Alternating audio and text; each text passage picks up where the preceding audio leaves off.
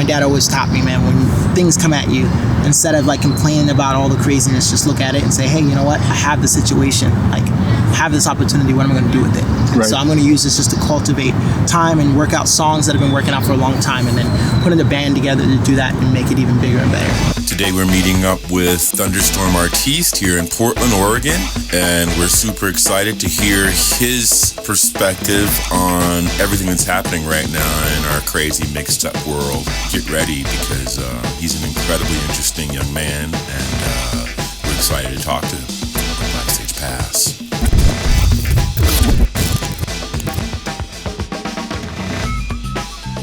Thunderstorm Artis is here. Nice to meet you. I like your videos and love what you do. Same, man. I was looking up some of your YouTube videos and watching some. Nice. Great stuff. I've been a production manager for a long time. Yeah, I've seen that. But so this doing interviews, journalism, I'm not going to say is new to me, because I've been around it for a long time, but Correct. It's a different context. Yeah. How have you been liking it? I'm liking it a lot.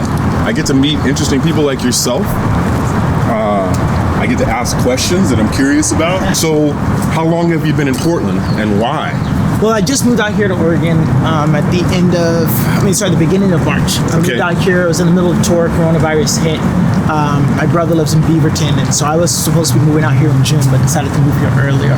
Got you. Connected to a church called Beaverton Foursquare. Okay. And so me and my brother do work with them, and so it's just easier for touring and out of than Hawaii was. Got you. Touring and being an artist, and so that's why I moved here to Oregon, because I love the greenery. I love the trees and whatnot. Beautiful, isn't it? Beautiful.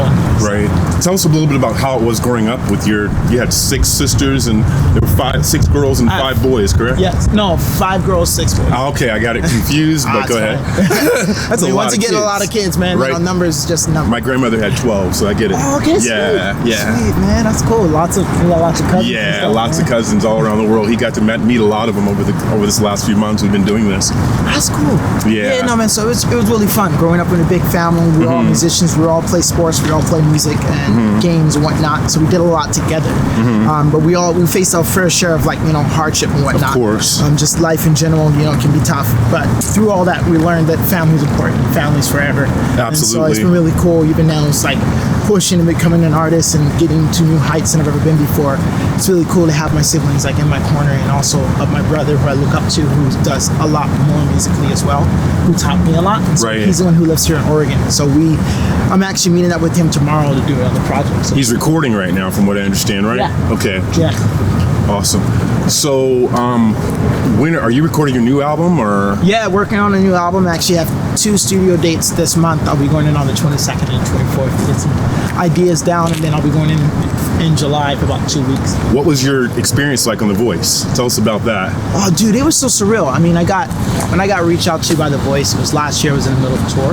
It was just on my own solo tour going around the U.S., and I got an email from them out of the blue, and they're just like, hey, we want to invite you to come and audition. And when I received it, first I thought it was like spam mail. Right. I was like, oh, it would be really cool, but I doubt that this is a real email, because you guys wouldn't be messaging me. So just that. And they were like, no, it's the real deal. We're the casting department. Someone recommended you to our show, and we think you'd be a great fit. And so I went down to LA. I had 3 days, went down and auditioned in front of the producers, and said they liked my stuff, and they let me know in a couple months. And then at the end of July was when I got the email. Gotcha. They're coming back in to do another audition for the executive producers, and I did that, and they let me know I made it through the blind audition.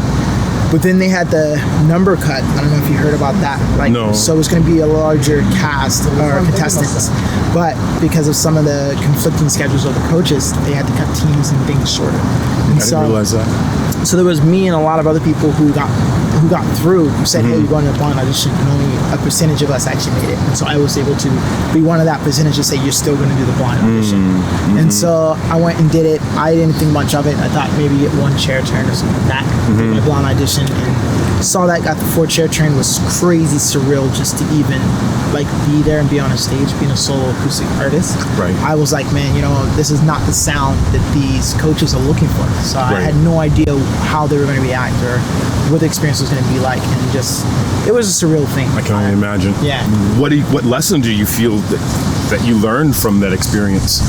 Man, I learned. What's the takeaway from it, I guess would be a better question. Yeah, the takeaway from the entirety of everything, I think, was the fact that, understanding that they're having a lot more self-value, because I went into it thinking, I didn't have much to offer. Right. But seeing how people were affected by what I had to perform, and a sense of valuing that and seeing the strength in that and the power in that. But not just that, just being teachable, working with coaches like that you have very small condensed time. You have to really listen. There's a lot that they don't show that happens, like that you don't see on television. So there's no going back and trying to listen to what they said. Right. It's just like they said it. Do you take it in? Are you putting it part of your heart? And is that going to like play into the bigger picture of who you are? Absolutely. I think some of that song choices, ideas, you pushing my voice. I learned a lot from my vocal coach, and I learned a lot about just the different dynamics of artists on the show. There were so many amazing people. So I think I just learned that that life is short. It's good to step out and take risks. Nice. That's what I did with coming part of That's that show. a huge takeaway. How has the pandemic affected you and your family? I saw you recently got married, right? Yeah, just got married. How has it affected you and your wife? How was the pandemic? And she's Australian, from what I understand, yes, right? Correct. So she's Australian. We were actually scheduled to get married on July 30th. Okay. And because of the pandemic or whatnot, she had to leave Australia before that. She's a dual citizen. So she flew out here. She listened to me when I was like, hey, I just felt God put it on my heart to say that we're supposed to be here and be together. So she moved out here and we got married early. It's definitely been a crazy season. We had to spend most of our couple days in the middle of the live rounds of The Voice. So it was like, even the day that we got married, it was like we got married.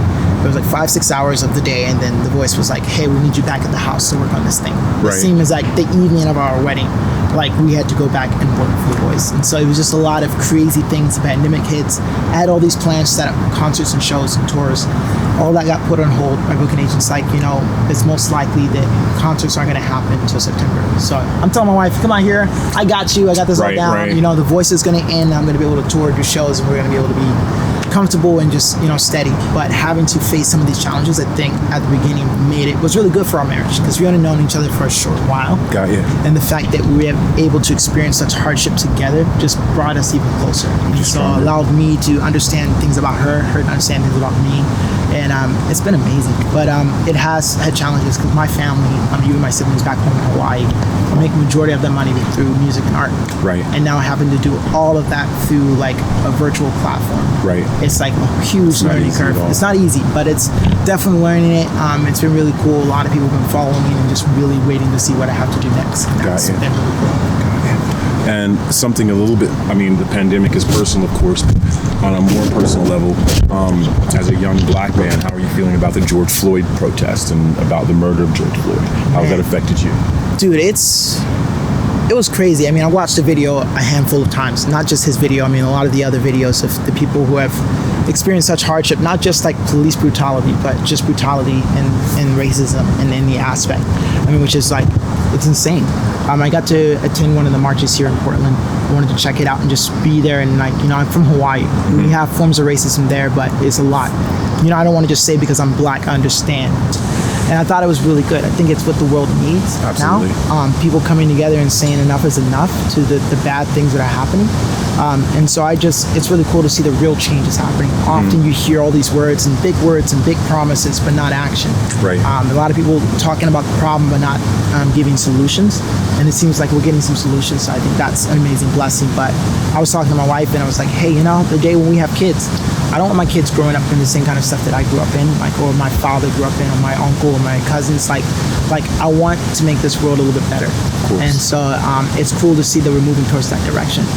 So now I just only hope and pray, man, especially with some of the stuff, the craziness that we see happening, that the actual goal that we're reaching for doesn't get lost up in all the other craziness that's happening along with the protesting, because it's not the black folks who are protesting. Who are rioting and looting and breaking everything. Right. And so I just hope that it doesn't get lost. Like that message can. I was talking to someone. I was up in Idaho, and it went from, hey, have you been to one of the protesting? Or I don't want the protesting to come to my city. It's like, I don't want the rioting to come to my city. Right. And I think when that narrative switch, that's when bad things are able to happen and it can be justified. It's like the moment that you're able to call someone a terrorist rather than peaceful protesters, then anything you do is justified. And so I just really hope that we're able to really turn that narrative around again and just start moving towards a positive change. Do you remember your first racial incident, the first thing that you had to deal with racially in Hawaii or here or wherever? Like, do you have any sort of thing that sticks out in your head as like, that was the first time I've ever had to experience racism on that level? Do you have anything like that? Yeah, I mean, I want to say the first thing that I've ever experienced was the fact that, when I was young, talking about hardship. We went through times where we were living in places and we had to move out, we had to move around, just finances wasn't great. And so my mom talks really proper. So she would talk to someone over the phone about a house and they're like, hey, it's all good. And then we would all go to the house to check it out. And they're like, oh, we didn't realize you guys were like, a black family. And they were like, hey, we can't rent to you guys. Not really going to work out. You're not really going to work out, not the right fit. And I think that was the first time I experienced that. And I was just like, yo, what is this? And then I experienced it when we had our own shop. When we moved in to the North Shore, people first thought they were like Ethiopian drug dealers. And they just assumed this from our complexion of our skin. Like, they just assumed this. But once we got to know people and people got to know us, then we were able to change that narrative and change that idea. But it's something that I don't think anyone should ever have to go through. I mean, you shouldn't walk into someone and they have this perspective or idea of who you are initially. It should be like, hey, let's have a conversation. Like meeting you, I've watched your videos, I've seen a little bit about you, but I don't know you. And so through having conversation, that's how we're going to get to know each other. Exactly. And I think the world just needs to do that. Stop making assumptions. Fair enough. Mind, body, and spirit are what we're about at BACKSTAGE Pass, about positivity. So I'm going to ask you, like, what are you doing for your mind? What are you doing for your body? And what are you doing for your spirit in order to cope with all of these things that are happening these days? Man, prayer. I think prayer, man, like almost covers all three. Prayer, spending time talking about the things. I've been like talking to different friends of mine. I've had a bunch of friends of mine call me up and we've just talked about it and got to pray together. And then when people talk about the problems and like they're all talking all these things and like, or I even have people who are like against some of the stuff that's happening. And so I'm like, hey, instead of just arguing about that, if I had to ask you, how would you bring a solution? Like, what would your solution be to this? Like, what would your answer be? And I think that's such a good question to ask people because it's like being a Christian. I talk to a lot of atheist people and like they all have some perspectives where it's like, hey, this is a really good idea and stuff. And I'm like, okay, let's just get down to the root of it. Let's like stop arguing like the Bible and whether or not you think this scripture is true or not. Like, let's just talk about it. And I think when we open up that dialogue is so important. So I think that helps my body a lot. But prayer probably covers all of it just because able to pray and mostly disconnect myself from some of it and then look back at it as if like, okay, this is something we're going through. What does God want us to do? Like, this is the hard times that we read about in the Bible that people have had to, when Jesus was walking the earth, he had to deal with this kind of oppression and this kind of things, people just judging him and saying that he's fake and whatnot. And so, like, long story short, I'm monologuing, but I would say just breathing, praying, and just seeking to see what is it that God wants us to do in this season that we're in now. Because not just for me, but for my younger generation, for the people that I work with in my youth ministry back home in Hawaii, people are going to be watching me now. If I'm just blowing up and being angry, then you're just going to be that angry black man. So how can we attack the situation in a way that's with wisdom and understanding that's going to leave it better than it was before? And so that's what I'm hoping to do, man. You're fit. What do you do for exercise? That's a funny thing because I look very fit. I used to play a lot of sports, but I don't do much anything today. Me and my wife, we went hiking this morning.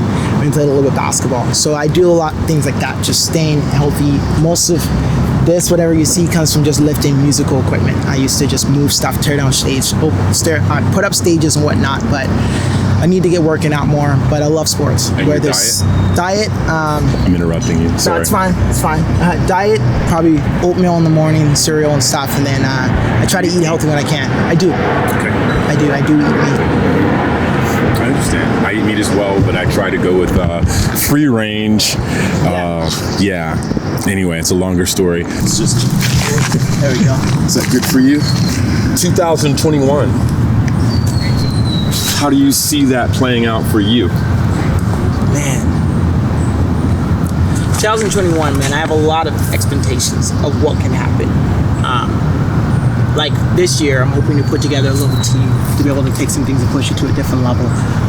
Like jumping and creating a brand, creating my brand, right? Pushing that out. So really hoping to launch that like the end of this year and the early of 2021, and then go on tour, connect with different well-known bands, and hopefully get in on the bill with them and tour with them. If not, just do my own thing. Festival circuit, do that. Yeah, thing. festival circuits, because I had a lot of stuff set up for this year, but all of it got moved over to next year, which isn't necessarily a bad thing because we add what I was going to do this year with with what's happening next year. So it's going to be pretty big. So that, but also like creating a bigger sound. And like my dad always taught me, man, when things come at you, instead of like complaining about all the craziness, just look at it and say, hey, you know what? I have the situation. Like, I have this opportunity. What am I going to do with it?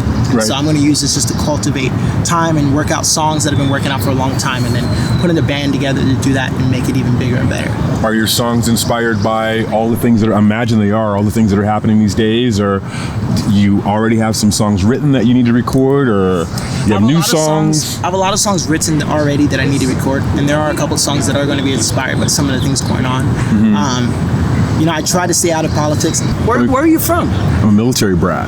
Okay. Okay, but I was born in San Francisco, near San Francisco, raised all over the world, became a production and tour manager for many years, and that's how I met Jonathan Rudnick, who introduced me to you, who said, oh, you got to meet Thunderstorm. Wow. Have you met Jonathan Rudnick? You Yes, must I have. have. Right.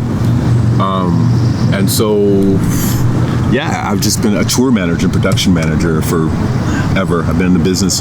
My uncle is Darrell Shines, who was a good friend of Robert Johnson. All right. So, yeah, we've just been backstage or BACKSTAGE for a long time. Yeah. Yeah. It's hard for me to talk about myself. Yeah. You know, I like asking questions. Yeah, that's good. We need some more people, man, that ask questions instead of talking about themselves. It's like you can talk yourself up so much that sometimes you don't give the space for someone else to speak and share. Do you plan on doing anything with your family? Do you think musically? Do you plan on doing anything with Ron or with any other members of your family? Or are there more members of your family that we don't know about that are coming up? You know? Yeah, so there's like, man, there's like all 11 of us play music to some extent. We all used to play as one big family band. And so I'll definitely be partnering with some of my siblings throughout the next coming year. Most likely my oldest brother Ron and my brother Stevan. But most of it, I'm just kind of really focusing on just cultivating something special, so that for some of my siblings who are up and coming and working on it, so when they are working it hard, I can be at a level to where I can really help them out. Right. And so that's what I've been helping. Bring them into what you're doing as opposed to let them create something from that. Makes more sense. Yeah. It's beautiful. So building a good foundation so that I can help be an anchor for someone else. Trying to think, is there any closing words I'd like to ask you? You said you attended the protests in Portland. Yeah. Are you associated with any of the movements that are the PDX, or is that the name of the local movements? I'm not associated with any of the movements. You said you try to remain somewhat apolitical, however you want to do whatever you can. Yeah, like I don't connect to a lot of things. Right. I just try not to, just because, like, you know, I have my own perspective when it comes to a lot of things, but I also try to bring about the change in my own way, and how I can. I think it's so important. I think sometimes we can become a part of organizations and then kind of sit back because we're like, hey, you know, if we give them money or we give them, then they're going to go out and do these things we want to do, but we don't have to do it ourselves. But when, you know, just responsibility falls on me, then what I'm not doing is not happening. And so I try to just stand on my own 2 feet and get things done and just make it happen. There's definitely a lot more that I can do, so I hope to do some more of that over the next coming years. Thunderstorm, you're a beautiful and talented young brother, and like I wish you the best. And it's just deserved. I watched you and your brother repeatedly last night. We watched it all repeatedly last night, and we were just super impressed by your depth, you know, and connectivity, the way that you two connected musically. You just don't see that so often these days, especially from young black people. So I really appreciate you. You've been given a BACKSTAGE pass. Man, I'm stoked to be a part of the BACKSTAGE. Let's do it. Thank you so much for your time. No, thank you for having me. How tall are you? 6'2". I'm about 6'1.5". I think I'm shrinking. Are you taller than me? I was like, either his legs are, because I'm looking. I got long legs. Yeah, I'm looking up at you slightly. You play chess yourself? I do. Do you We play should chess? play at some point. I would love chess. When are we going to play? I haven't played in a long time. I was going to play my cousin, and I have a cousin in Boise, so on the way here, are on the way to visit my mother in Spokane. Yeah. We stopped in Boise like last week? What have you been doing too, like as far as like working alongside protesting and whatnot? Have you done anything? You know, I'm 55 and I've done a lot of protesting in the past. This is true. This time I am doing this. I'm going to protest locations. I'm going to places like Seattle and Portland and all along the West Coast for now, and interviewing people and finding out how we can solve these problems once and for all, as opposed to protesting ad nauseum. And I'm at that point. I'd rather be doing this than marching. It's better than beating your head on a steel door. Yeah. It's like this. But the new generation needs to understand what that's all about. So I get that. You know what I mean? I would like to see them find solutions this time. So we don't have to do this again in another 5 years. Amen. I agree with that. You know, I don't really want to be doing this again. That's it. Well BACKSTAGE said. Pass. You're awesome. Look at this. You know, you give me hope because you're like, I'm not anti-twerk, right? Yeah. But you're not just twerking, and maybe you twerk, and there's nothing against twerking. However, if that's all you're doing, you know, it's an issue for me. You know, I like that you're actually like progressive and thinking of how can I find solutions and like trying to figure things out. Yeah. You know? I think we need more people doing that, because it's like, it's easy to talk about a problem. It's easy to get upset at a problem, but it's harder to find the solution and then do the work to bring about that solution. You know what I mean? It's like, there's a lot of voices out there, and like, I think the craziest thing about this time, like even versus the time of Martin Luther King, was that we had a leader. Right. We had someone leading the charge, someone who was a voice. But now, like, you have a lot of people all shouting, and sometimes they can talk over each other, and it gets lost in all the messiness, and so then you get the crap in the barrel mentality. You know, so we just need to come together and align. Do you feel like there's any community leaders that we need to be listening to right now? Because I'm at a loss. Yeah, that's the crazy thing about it. I'm at a loss too, but there should be. Right. There should be someone who's really leading the charge. There should be something that's coming together, just like that people can stand behind. And I'm like, we want that from our leadership, but we're not getting that. And so we just got to pray, man, that leadership will come about. And whoever that's going to be, or whenever that's going to be, we really need that. We need it now, because that's the only way I think we can bring about change. Otherwise, we get a lot of chiefs and no Indians, and nothing works out. My God, I wish you had your guitar right now. You could just sit in the park and listen to you play guitar. Who's got a guitar? You got a guitar? I know. I know.